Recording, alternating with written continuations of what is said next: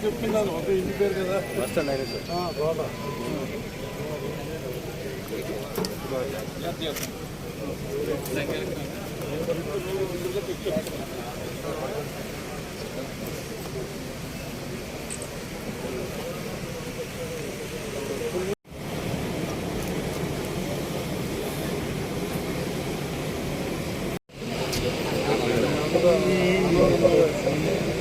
మా సంబంధించిన అన్ని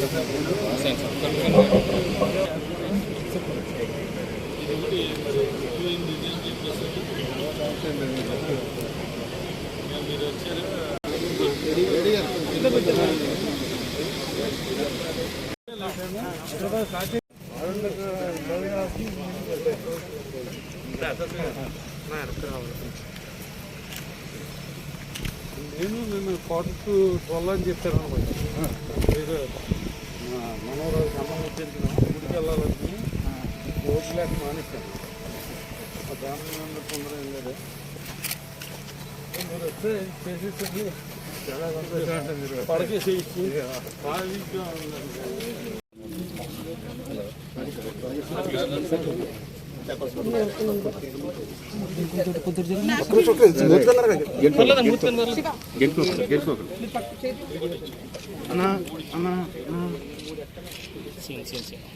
ఇంగ్లీష్ పేపర్ అన్నా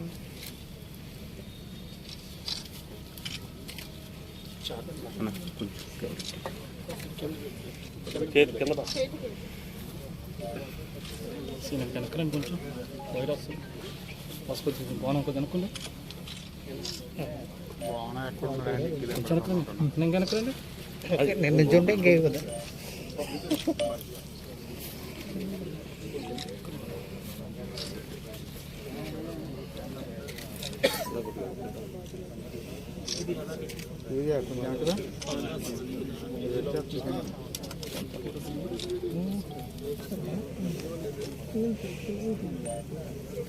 కొద్దిగా ఎక్కువ తొందరగా వచ్చేస్తా అబ్బాయి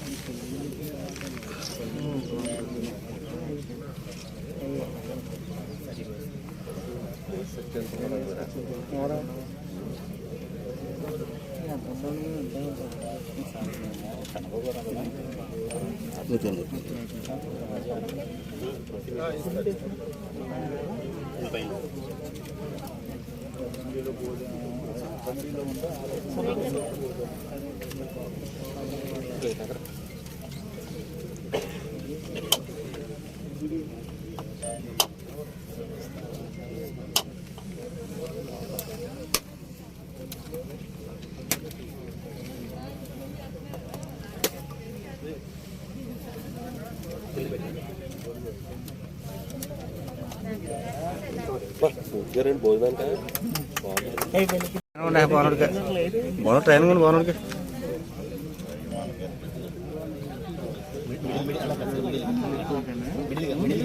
వాళ్ళు చేయించాలి స్వామి ఏం చెప్తున్నా బొక్కండి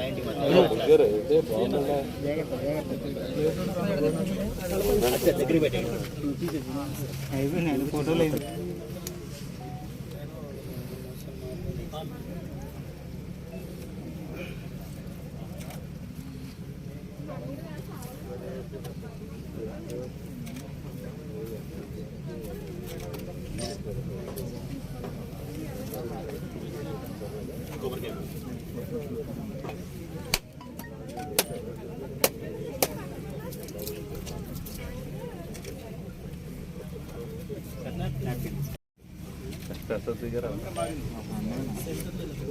మీడియా తరఫున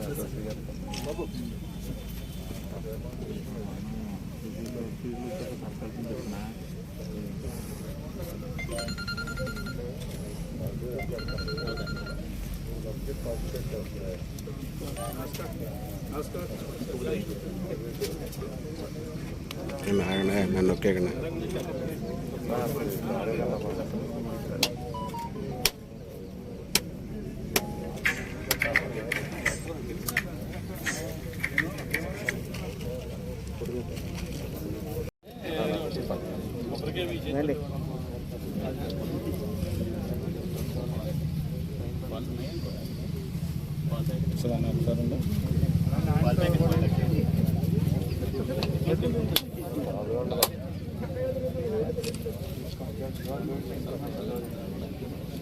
దగ్గర వెళ్ళండి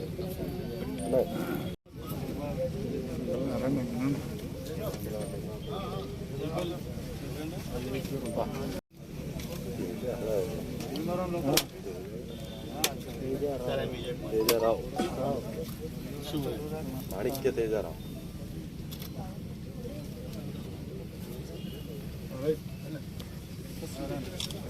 అక్కడ వచ్చాడని చెప్పండి.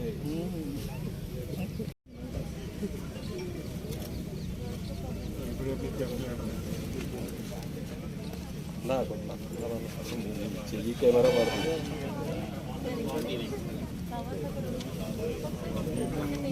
వారానికి అక్కడ వచ్చాడని చెప్పన్నా.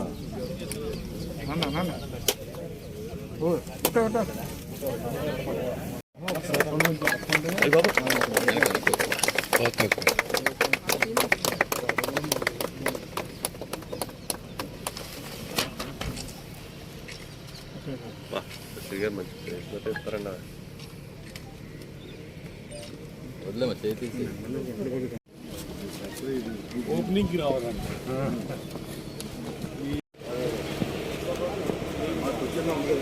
మెయిన్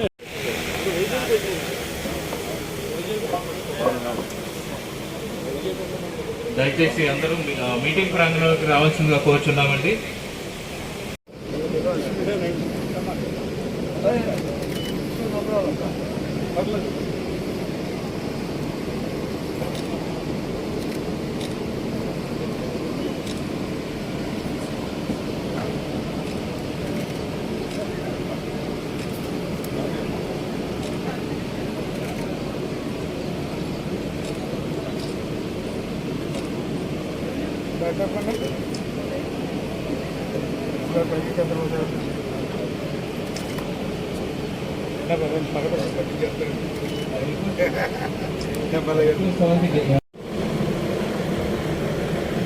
దయచేసి అందరూ కూర్చోవలసింది కోరుచున్నామండి. ఈ సభను ఉద్దేశించి ఇప్పుడు మన ఎమ్మెల్యే గారు 2 మాటలు మాట్లాడతారు.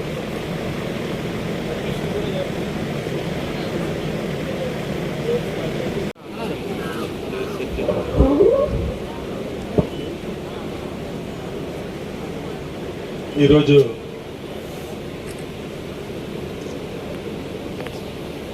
మన భీమవరం పట్టణంలో ముఖ్యంగా ఈ కోస్టల్ ప్రాంతానికి సంబంధించి అక్వాకల్చర్లో అన్ని రకాలుగా అభివృద్ధి చెందిన మన పశ్చిమ గోదావరి జిల్లా, అలాగే కృష్ణా, తూర్పుగోదావరి జిల్లాలకు సంబంధించి ఫిష్ కానీ ప్రాణికి సంబంధించి కానీ ఉత్పత్తిలో ఈ దేశంలోనే మన ప్రాంతం అగ్రగామిగా ఉంది. ఇటువంటి పరిస్థితుల్లో ముఖ్యంగా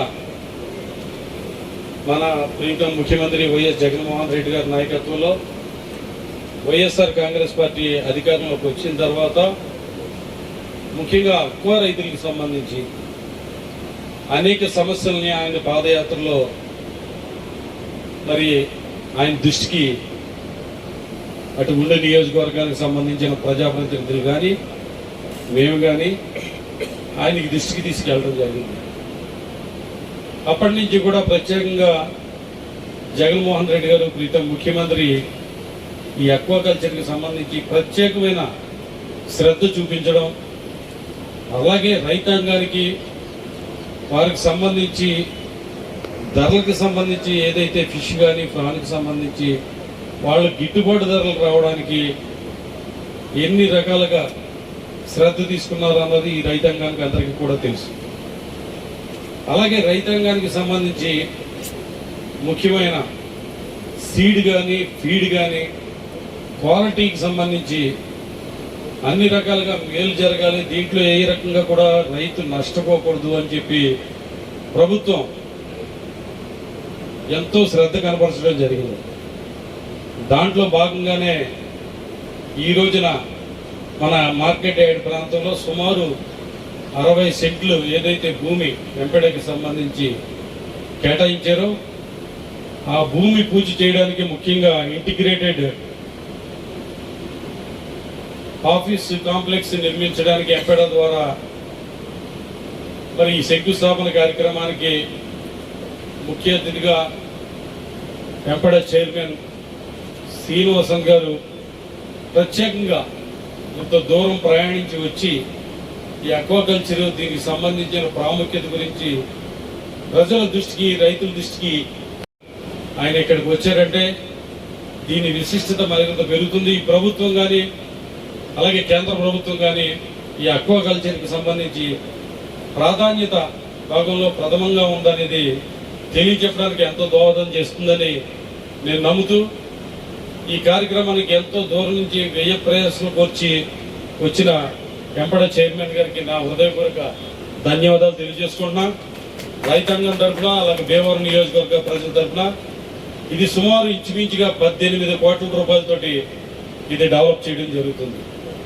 ఇక్కడ ముఖ్యంగా రైతులకు సంబంధించి ఏదైతే సీడ్ కానీ ఫీడ్ కానీ అలాగే దీనికి ఏదైతే అక్వాకల్చర్కి సంబంధించి చాలా ఉన్నాయి. ఫ్రాన్స్ ఉంటే కాదు, అనేక రకాలుగా ఒక కొరమేను కానీ ఇంకా ఇతర కల్చర్కి సంబంధించి అందరినీ ఎడ్యుకేట్ చేయడానికి, ట్రైనింగ్ ఇవ్వడానికి, వాటి క్వాలిటీకి సంబంధించి అనేక పరిశోధనలు, సూచనలు ఇవ్వడానికి, రైతులకు మంచి సేవలు అందించడానికి. ఎందుకంటే చాలా మంది రైతులు ముఖ్యమంత్రి గారి దృష్టికి కూడా అప్పుడు తీసుకెళ్ళడం జరిగింది.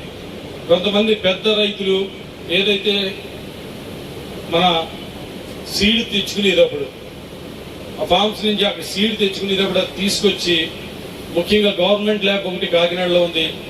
ఆ కాకినాడ అక్కడి నుంచి సీడ్ తెచ్చుకొచ్చి అక్కడ చెక్ చేసుకుని దాన్ని క్వాలిటీ సీడ్ తెచ్చుకుని వేయడం జరుగుతుంది. అయితే చుట్టుపక్కల ఉన్న చిన్న రైతులు ఏం చేస్తున్నారంటే మామూలు డైరెక్ట్గా యాచరీల నుంచి సీడ్ తెచ్చుకోవడం, ఎటువంటి చెక్ చేయకపోవడం, అది వైరస్ లేకపోతే ఇంకోటి సంబంధించి క్వాలిటీ లేని సీడ్ తెచ్చుకోవడం, అది వైరస్ గురవడం లేకపోతే ఇతర కారణాలతో ఆ చెరువులు దెబ్బతిన్నప్పుడు దాని ఎఫెక్ట్ మొత్తం ఆ చుట్టుపక్కల ఉన్న అన్ని ప్రాంతాల మీద పడటం, ఇటువంటి ఇబ్బందులు పడుతున్నారండి. కొంతమంది యాచరీ యాజమాన్యాలు క్వాలిటీ సీడ్ కాదని తెలిసినప్పటికి కూడా రైతులకి అంటగడుతున్నారండి ఇదే అని చెప్పినప్పుడు మరి ఏం చేయాలని మనం అడగడం జరిగింది. ఆయన తప్పనిసరిగా ప్రభుత్వ అజమాయిషీ ఉండాలి.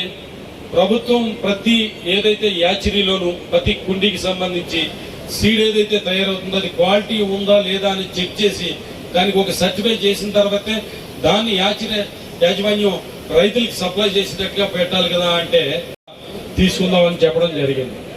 ముఖ్యంగా ఇదంతా ఎందుకు చెప్తున్నామంటే సీడ్ కానీ ఫీడ్కి కానీ సంబంధించి క్వాలిటీకి సంబంధించి ఏదైతే మనకి ఎంపేడాకి సంబంధించి ఇంటిగ్రేటెడ్ ఒక ఆఫీస్ ఇక్కడ తయారవుతుందో దీంట్లో అన్ని సౌకర్యాలు కూడా రైతులు మరి నాణ్యమైన సీడ్ కానీ నాణ్యమైన ఫీడ్ కానీ తీసుకోవడానికి, అలాగే కల్చర్లకు సంబంధించి టెక్నికల్ గా అన్ని రకాల సహాయ సహకారాలు అందించుకోవడం ద్వారా మన ఏదైతే ఇక్కడ దేశంలోనే ముఖ్యంగా ప్రపంచంలోనే మన ప్రాంతానికి సంబంధించిన ఆక్వా ఉత్పత్తులు అగ్రస్థానంలో ఉన్నామని పెద్దలు విశ్వనాథరాజు గారు అందరూ కూడా చెప్పడం జరిగింది. అలాగే మన సీ ఫుడ్ సంబంధించి ఎక్స్పోర్ట్స్ అందరూ కూడా ఇక్కడికి రావడం జరిగింది. ఇక్కడి నుంచి సీ ఫుడ్ ఎక్స్పోర్ట్స్ కానీ, అలాగే ఫీడ్ సప్లయర్స్ కానీ, అలాగే సీడ్ సప్లయర్స్ కానీ, అలాగే రైతులు కానీ ఈ నలుగురు కూడా ఒక సింహాసనానికి 4 కాళ్ళు లాంటి వాళ్ళు. ఏ ఒక్కటి ఇరిగిపోయినా ఏ ఒక్కటి రిపేర్ వచ్చినా కూడా మిగతా చైర్ అంతా కూడా సింహాసనం అనేది కొప్పుకులిపోవడం అనేది జరుగుతుంది. గతంలో మనం చూసాం బ్లాక్ టైగర్కి సంబంధించి ఎంత ఉచ్చ స్థితికి వెళ్ళింది. తర్వాత అక్కడ రైతులు కూడా మరి చాలా దారుణమైన దుర్భరమైన పరిస్థితులకి, ఆర్థిక ఇబ్బందులకి, నష్టాల్లోకి వెళ్ళిపోయారు. అదే రకంగా దానికి సంబంధించి ఏదైతే ఫీడ్ ఈ పెట్టుబడులు పెట్టారో ఫీడ్ ఫ్యాక్టరీలు కానీ ఫీడ్ సప్లయర్స్ కానీ వాళ్ళందరూ కూడా అవన్నీ కూడా బకాయిల కింద మొండి బకాయిల కింద ఉండిపోయి వాళ్ళు కూడా ఆర్థికంగా దెబ్బతినడం జరిగింది. అలాగే దానికి సంబంధించి క్వాలిటీకి సంబంధించి పర్చేజ్కి సంబంధించి అలాగే ప్యాకింగ్కి సంబంధించి క్వాలిటీ లేకపోవడం వల్ల చాలా మంది ఎక్స్పోర్టర్స్ ఆర్థికంగా దెబ్బతినడం జరిగింది. ఎన్నో ఫ్యాక్టరీలు మూతపడ్డాయి. ఎంతో మంది రైతులు చాలా విలువైన భూముల్ని అప్పులు తీర్చలేక చాలా తక్కువ ధరలకు అమ్మేసుకోవడం జరిగింది. అలాగే తర్వాత చాలా కాలం తర్వాత మళ్ళీ వనామీ అనేది 2009-10లో రావడం జరిగింది. అది కూడా చాలా ఉచ్చ స్థితికి వెళ్ళింది.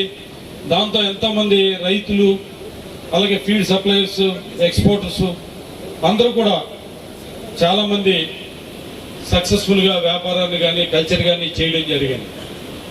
అయితే మళ్ళీ ఇది కూడా ఈ రోజుల్లో మనం చూస్తుంటే కనుక చాలా ప్రమాదకరమైన స్థితికి ఇప్పుడు ఎదుర్కోబోతున్నాం. క్వాలిటీ సీడ్ దాకా ఎంతో మంది రైతులు నష్టపోతున్నారు. ఇవాళ చాలా మంది ఎవరైతే డీలర్స్ ఉన్నారో ఫీడ్కి సంబంధించిన వాళ్ళందరినీ కూడా అడుగుతూ ఉంటే వాళ్ళు చాలా రైతుల దగ్గర ఫీడ్కి సంబంధించిన బకాయిలన్నీ కూడా ఉండిపోయి కొద్దిగా ఇబ్బందులు ఎదుర్కొంటున్నామని వాళ్ళ దగ్గర నుంచి కూడా సమాచారం వస్తుంది. అలాగే ఫీడ్ ఫ్యాక్టరీ యాజమాన్యానికి సంబంధించి వాళ్ళు కూడా కొన్ని ఫ్యాక్టరీలు అయితే మూతపడే పరిస్థితి కూడా కనపడుతుంది.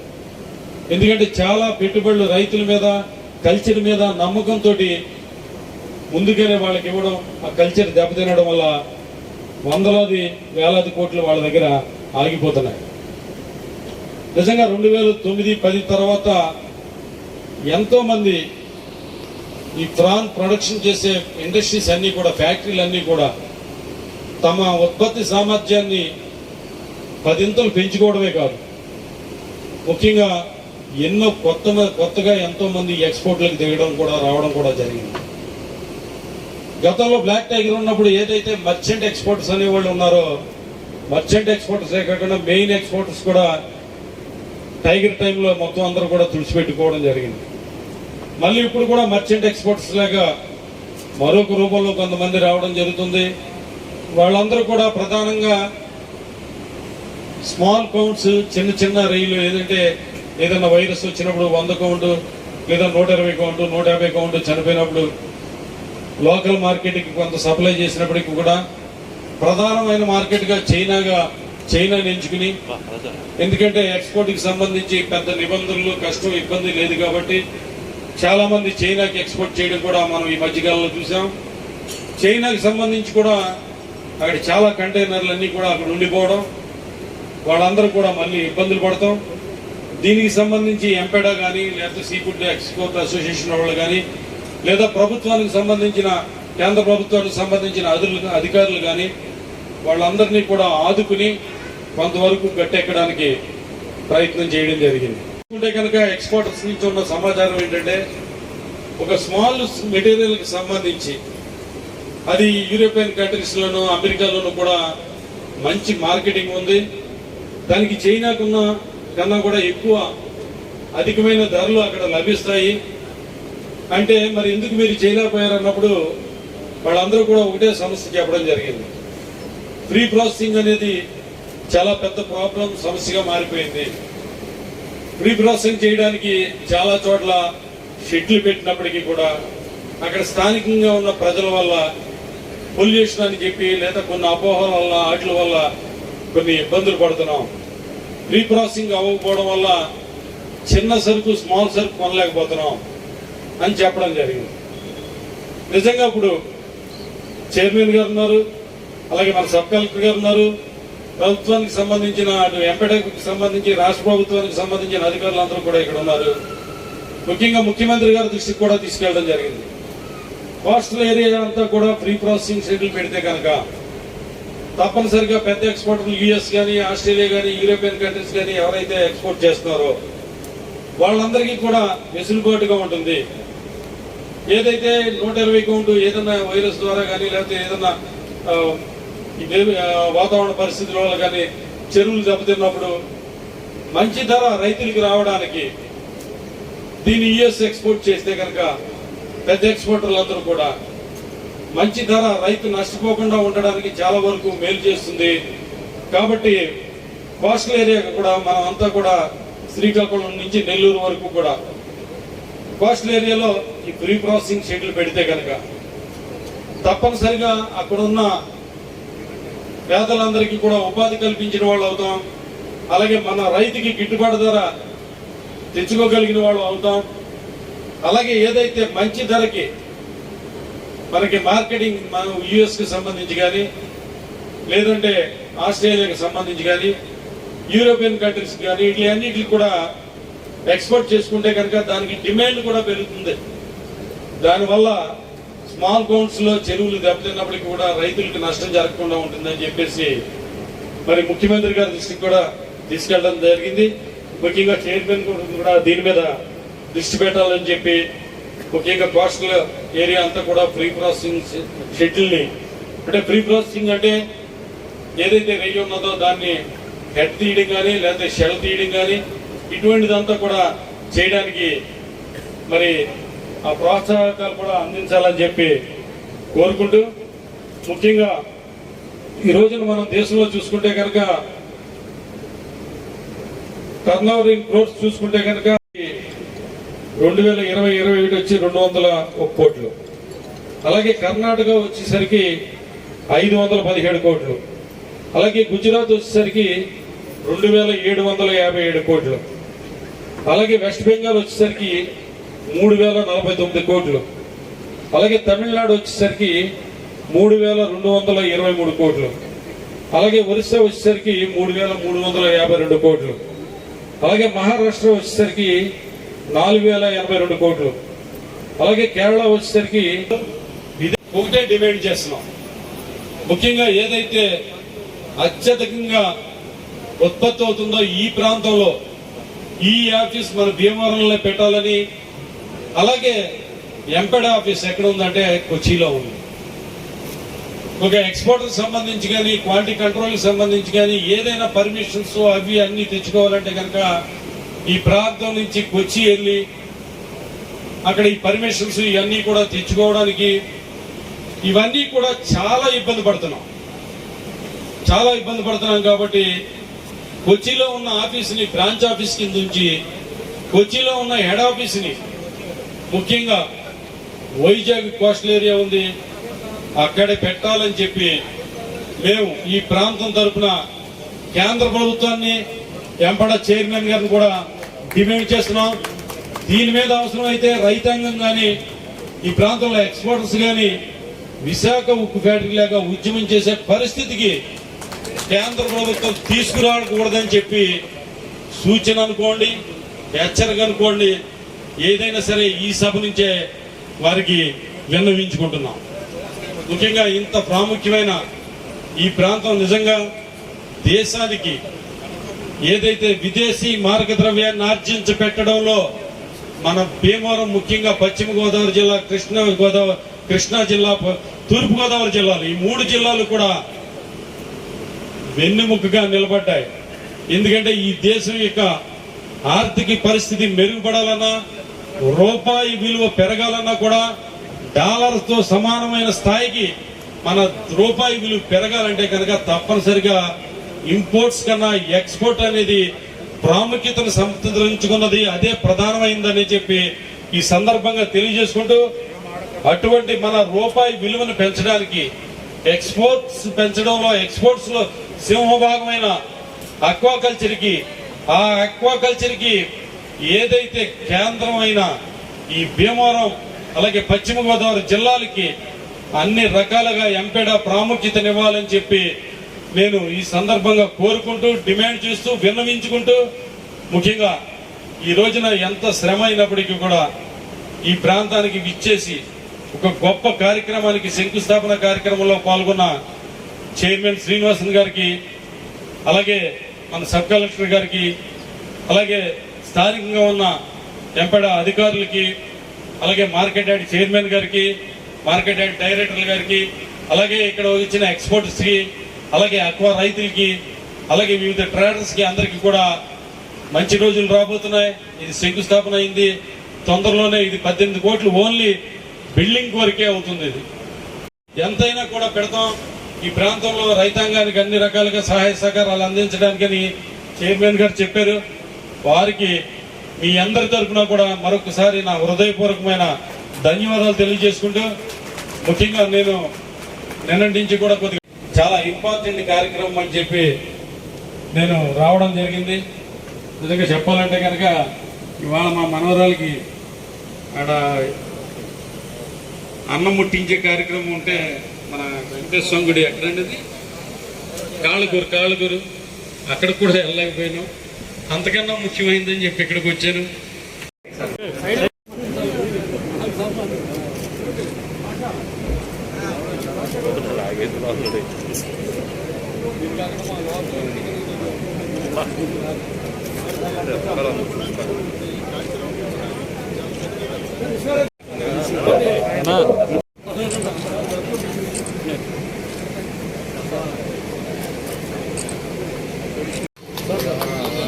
Bak.